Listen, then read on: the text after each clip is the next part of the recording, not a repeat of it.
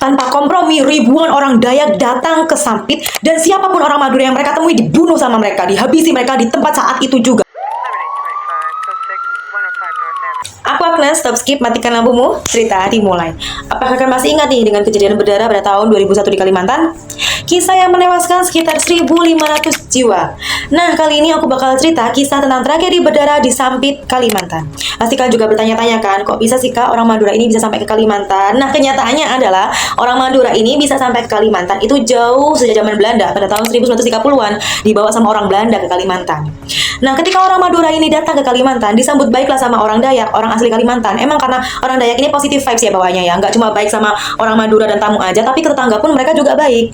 Lambat laun nih antara Madura dan Dayak ini mengalami pergesekan emosional dari persaingan ekonomi dan lain sebagainya. Tapi hal ini udah dianggap lumrah sama orang Dayak. Hingga pada suatu hari pada waktu itu ada 4 orang lagi main judi.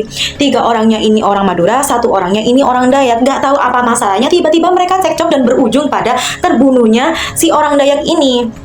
Karena masalah inilah orang Dayak tidak terima, hingga akhirnya 300 warga Dayak mendatangi desa 3 orang ini untuk mencari 3 orang ini.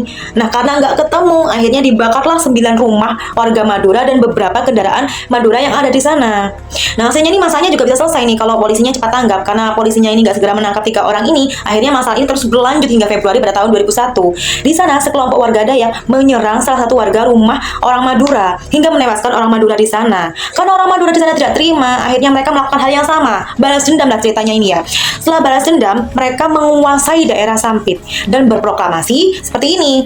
Kami orang Madura nih akan menjadikan Sampit sebagai Sampang yang kedua. Katanya seperti itu. Nah, dengarlah orang Dayak inilah ya, nggak terima lah ya mereka sebagai tempat kelahiran mereka, sebagai tempat tanah kelahiran mereka lah intinya ya, direbut sama suku lain, nggak terima lah mereka. Akhirnya mereka naik pitam, marah mereka ini.